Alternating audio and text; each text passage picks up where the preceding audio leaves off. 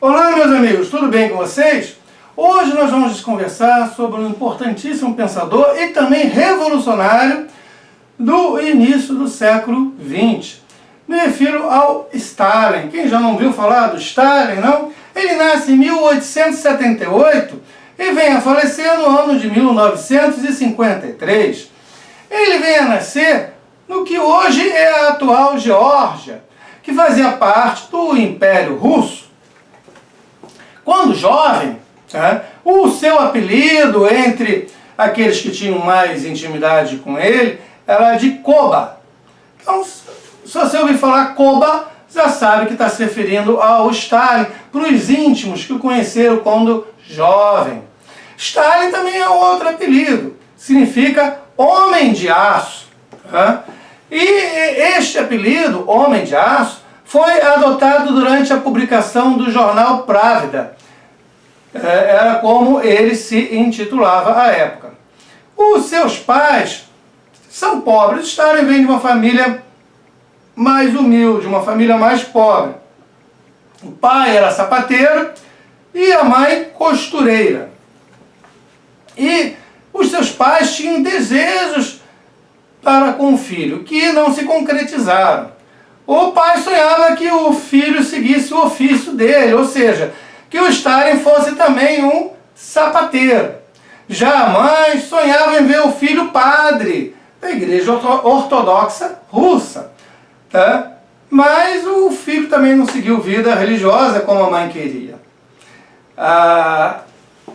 O filho, o Stalin, ele se casa pela primeira vez no ano de 1906 com Katerine Svanidze, que vem a falecer logo no ano seguinte, em 1907.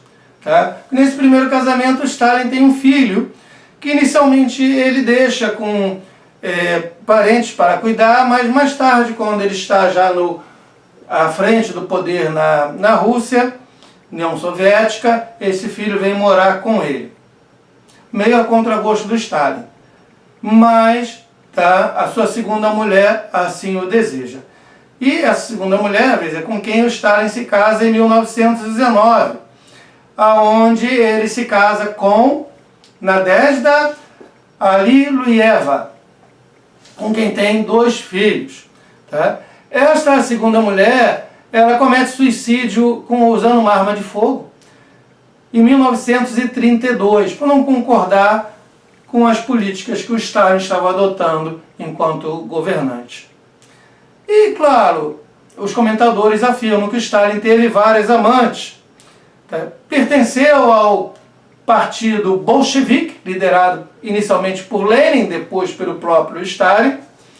E desde o ano de 1901, ele foi preso, na época, pelos agentes do Tsar, do Império Russo, várias e várias vezes. E foi também várias vezes exilado. Se conta 7 exílios na Sibéria.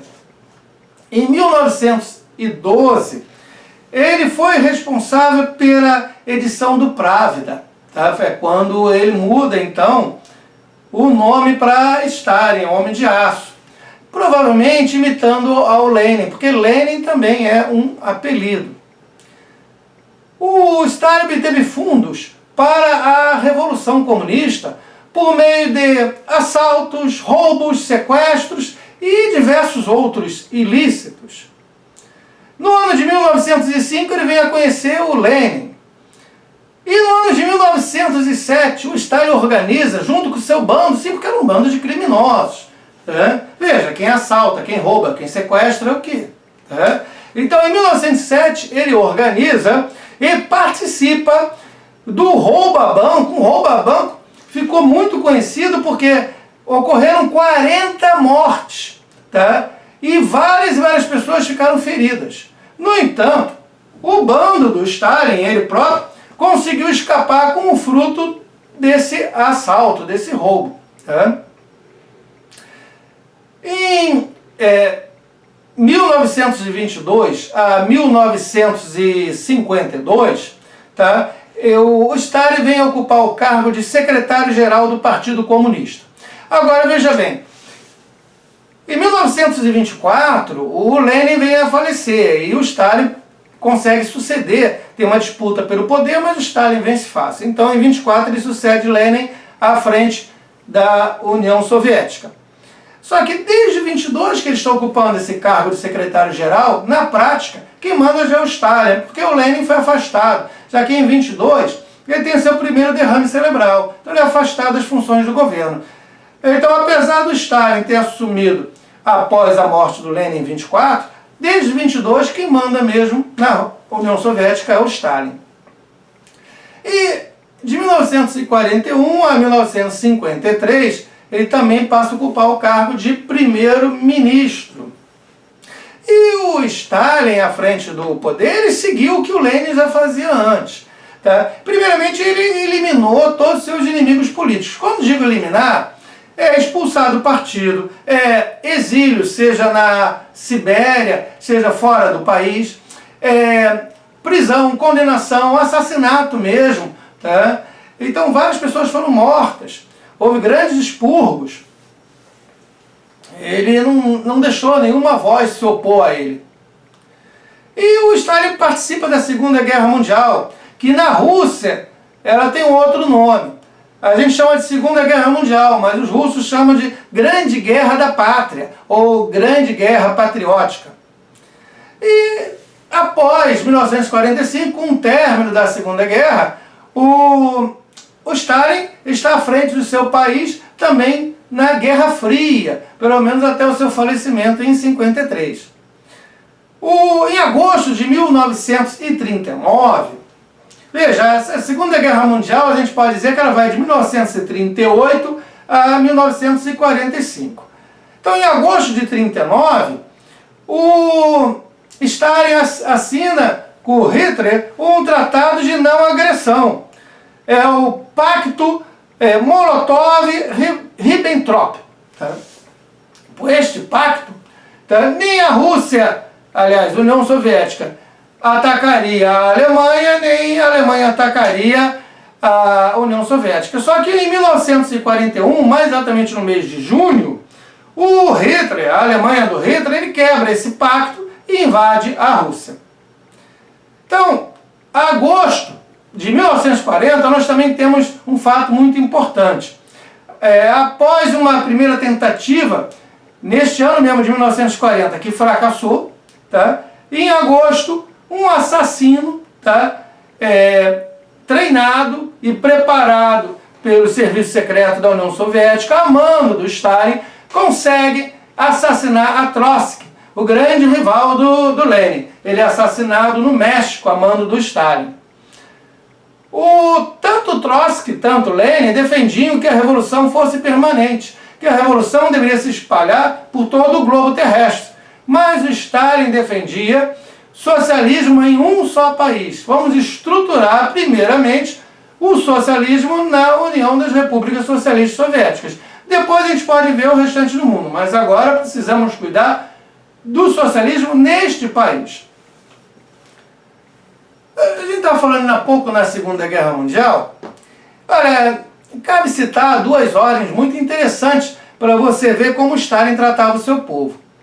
Se formos estudar um pouco de história, veremos que o Hitler, à frente da Alemanha, tinha uma preocupação muito maior com o seu povo, com os alemães, especialmente os alemães que compunham o exército, do que o Stalin. O Stalin tratava o seu povo como se fosse gado, para matança mesmo, atendendo os seus interesses. Veja, vamos pensar em duas ordens. A ordem número 270, dada em agosto de 1940. Por esta ordem 270, os soldados tinham de lutar até a morte. Você não podia se render, não. Tá? Você morre lutando contra os alemães. Então, se fosse capturado, podia ocorrer de você ser capturado. Então você ia ser considerado um traidor da pátria, tá? Um desertor. E a sua família, que ficou em casa, ficou em alguma cidade na União Soviética, seria considerada cúmplice, tá? Cúmplice da sua traição, da sua deserção. Veja, porque você foi preso. Porque que você, enquanto soldado lutando na guerra, foi preso, foi capturado. E veja, já que a sua família é cúmplice, ela também é traidora, traidora da pátria. E tanto você que foi preso, soldado, tanto a sua família, agora são inimigos do Estado soviético. Os soldados e as famílias. As famílias, portanto, estão sujeitas à deportação para a Sibéria, a trabalhos forçados e até mesmo à execução. Tá? Sim, a morte. Você condena a morte, porque a família é de traidores. Tá? E a ordem número 227, de julho de 1942. E veja, vocês vão ver que a 270 é de agosto de 40 e a 227 é de julho de 42, mas que estão em contextos distintos. Não, por isso que o número não bate com o ano, ou seja, tem um número maior no ano antes, tá? No ano anterior. Tá? São contextos distintos nos quais essas ordens foram emanadas. Então a ordem número 227 era de julho de 1942 e ficou conhecida por nenhum passo para trás. Olha, por essa ordem o Stalin criou batalhões que ficavam na retaguarda. Ó, tinha os batalhões que iam lutar contra os alemães. Então está aqui, o exército lutando contra os alemães. Na retaguarda tinha outros batalhões que só tinham um objetivo, que era fuzilar quem batesse retirada. Era matar os próprios russos. Então se o alemão não te matasse à frente, os teus compatriotas te matavam atrás. Se você voltasse para trás, você era assassinado. Eram batalhões que ficavam na retaguarda só para matar qualquer soldado, qualquer tropa que batesse em retirada dos campos de batalha. Então essa é a ordem 227. Olha como esse sujeito, esse Stalin, ama o seu povo. Tá? Nós não conhecemos, da parte do Hitler, que lutava contra os soviéticos, nenhuma ordem para matar os seus próprios conterrâneos lutando no seu exército alemão. Em 1928, nós começamos a ter os chamados planos quinquenais de desenvolvimento. Ou seja, durante 5 anos se propunha a desenvolver o país e atingir determinadas metas. Doa quem doer, custe o que custar. E, aliás, muita gente morreu por causa disso. Então, esses planos quinquenais, que começam em 28, eles visam desenvolver a indústria, mas qual indústria? A indústria pesada da Rússia.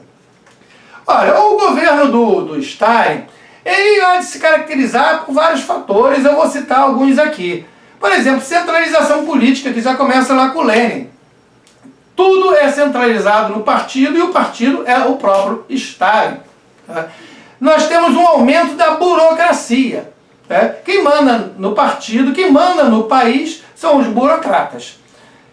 Você tem a eliminação de todo e qualquer opositor, por mais leve que seja essa oposição. Você não pode pensar, falar ou escrever qualquer coisa contrária ao governo. Né? Se o governo souber que você está com alguma ideia que se oponha a ele, você é um forte candidato a ser assassinado. Eliminado. Então eu tenho uma forte repressão policial. Eu tenho também o culto à personalidade, que começa a partir da morte do Lenin em 24, com o embalsamento deste e o culto à personalidade do Lenin. Até hoje, se você for em Moscou, está lá o corpo do Lenin para visitação. Antes ficava também o corpo do Stalin embalsamado, mas esse aí foi retirado. Né? Então houve durante o governo do Stalin um culto à personalidade do Lenin e à personalidade do próprio Stalin, que era para substituir a religião. Eles queriam acabar com a religião. Eu tenho uma forte industrialização do país a partir dos planos quinquenais. Especialmente a indústria pesada, a indústria bélica. E tem a coletivização total da agricultura. Ou a agricultura passou a ter grandes campos onde você trabalhava para o Estado. Tá? O agricultor trabalharia para o Estado ou então fazendas coletivas. Você passa a ter uma ditadura autocrática e um estado de terror. Você tem medo de que a qualquer momento a polícia secreta invadir a sua casa e você ser levado no meio da noite mesmo que você seja um alto líder do partido. Você tem uma função importante, mas pode acabar assim, do dia para a noite. Tá? Temos uma economia planificada, nós temos uma forte propaganda política, enaltecendo as virtudes do Estado e do seu grande líder, o Stalin. E ao contrário do Lenin, o Lenin era contra os nacionalismos. O Lenin acreditava que o conceito de nação era um falso conceito burguês, que existia, que todos eram proletários do mundo. O que você tinha era classes sociais, a classe social dos proletários e a classe social dos burgueses. Burguês, você sabe, é o comerciante, é o empresário. O Stalin retorna com o nacionalismo.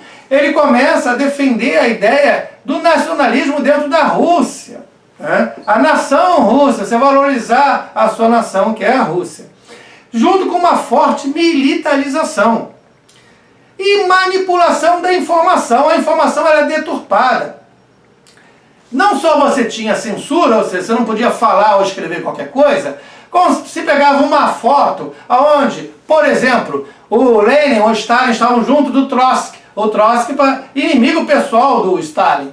Então você modificava esta foto com os recursos tecnológicos da época para retirar da foto o Trotsky. Aí ficava só o Lenin e o Stalin. E não só o Trotsky, outros adversários políticos, pessoas que foram considerados inimigos do Estado pelo Stalin, eram retirados de fotos. Eram retirados também de textos. Eram retirados da história oficial da Rússia. Como se o seu papel revolucionário jamais tivesse ocorrido. Então, a história era reescrita, era manipulada de acordo com os interesses do Estado soviético, tendo à frente no seu comando o Stalin. Gente, vai prosseguir, claro está. Mas eu queria que você deixasse o seu comentário aí no vídeo para eu saber a tua opinião. E se não for inscrito, se inscreve no canal. Também muito importante, dentro do governo do Stalin, é o Holodomor. É como ficou conhecido a grande fome que ocorreu em particular na Ucrânia entre 1932 e 1933, onde se calcula que morreu de 3 a 12 milhões de pessoas. Não é pouca coisa não, gente. 12 milhões. De 3 a 12, de acordo com o comentador da época. A causa foi a coletivização da agricultura, tá, que foi imposta. E há aqueles que argumentam que foi proposital, porque a Ucrânia apresentava oposição a esse processo de coletivização da agricultura. E o Stalin aproveitou a grande fome para eliminar, enfraquecer esse país, tá, esta nação, da onde vinha esta forte oposição ao seu governo, matando, tá, vários ucranianos por fome. Se tem até registros de canibalismo. E se comeu tudo que se podia, insetos, animais, qualquer coisa que se movimentava, até plantas, raízes, se comeu tudo porque havia fome, não tinha coisa alguma. Quando eu falo em fome, que não tinha coisa alguma para comer. O Stalin chegou para os agricultores e recolheu até as sementes. Eles não tinham o que plantar. As sementes foram recolhidas. Né? Ele pegou toda a produção e vendeu para o exterior para conseguir dinheiro, para montar a sua indústria pesada. Afinal de contas, para montar uma indústria precisa de dinheiro. E onde é que eu vou tirar o dinheiro? Da agricultura. Eu só tenho o quê? Grãos para vender. Eu vou vender tudo. Morram de fome, vou vender tudo. E, claro, o Stalin, o governo Stalin, ele também tem vários expurgos, onde ocorreram milhões de assassinatos. É só você escolher o comentador. O número de assassinatos varia enormemente, mas todos concordam que foram milhões. Tá? Mais de 20 milhões de mortes pelas estimativas mais baixas. Porque após os arquivos secretos do governo Stalin terem sido divulgados por governos subsequentes, aí passou-se a entender que 20 milhões é um número muito baixo, que o número real de mortes é muito maior, de assassinatos mesmo, pelos expurgos, pelo governo. Agora vamos falar um pouco das obras desse grande líder soviético, esse comunista, se bem que o comunismo de fato não exista, mas dessa ditadura sangrenta? Caso você tenha interesse em conhecer o pensamento do Stalin, eu recomendo sempre ler o próprio autor, para você ter a opinião do autor, concorde você ou não com ela. Eu tenho a minha concepção como professor, o meu entendimento, que eu concordo, que eu discordo, como eu vejo os fatos. Você tem que formar a sua. Você vai formar a sua lendo. Então, se você tiver interesse pelo Stalin, leia. A primeira seria O Marxismo e a Questão Nacional, do ano de 1913, que é sobre o problema nacional no Império Russo, como é que isso se dá, tá? E o posicionamento marxista no tocante à questão da nacionalidade. O Stalin, ele se mostra favorável à autodeterminação das diversas nações que formavam o Império Russo e passaram a formar a União das Repúblicas Socialistas Soviéticas. Por nação, o Stalin há de entender uma comunidade que seja estável no decorrer do tempo histórico, que tenha uma língua própria, uma língua comum, falada por aquelas pessoas, e que possua um território. Quer dizer, se você é uma nação, você tem de ter um território. Na concepção do Stalin, não teríamos uma nação como na época os judeus. Os judeus vagavam pelo mundo, mas não tinham um território. Hoje já tem, mas na época não tinha. Então o Stalin não os consideraria uma nação, porque faltaria justamente este território. Tem de haver uma cultura comum, tá? Comum a este povo, a esse grupo de pessoas. Onde nós vamos ter a parte econômica e também a normatização psíquica, que tem que ser algo dentro dessa cultura comum, tá, a este povo. A segunda obra seria Os Fundamentos do Leninismo, de 1924, onde nós temos várias palestras dadas pelo próprio Stalin. E, na verdade, um manual sobre o leninismo. Nesse manual, nós temos tratado ali a teoria do Partido Revolucionário, a ditadura do proletariado, a questão agrária, também a questão nacional, e se fala também sobre o internacionalismo proletário e as táticas e estratégias revolucionárias. E, dando continuidade a esse livro de 1924, Os Fundamentos do Leninismo, nós temos um outro livro, de 1926, que é Problemas do Leninismo. Tá? São escritos e discursos proferidos pelo Stalin, que vem então a complementar esta obra anterior. A última obra que eu vou indicar é História do Partido Comunista, de 1938, também conhecido como Breve Curso, onde nós temos a história oficial, tá? A história do Partido Comunista Soviético. Tá? Veja, é uma narrativa, mas é uma narrativa aceita pelo Estado de então, uma narrativa oficial da União Soviética sobre o que seria a história desse partido. E destaca, claro está, o papel e a importância tanto do Lenin, tanto do Stalin, tá? Descartando outros que eram desafetos do Stalin. E vem a justificar a defesa do Estado socialista na União Soviética, por meio, tá, da repressão, do expurgo. Expurgo seria afastamento, mas muitas vezes esse afastamento ele representava ou o exílio lá na Sibéria, trabalhos forçados, ou o assassinato, tá, gente? Mas expurgo, vamos pensar em afastamento do partido.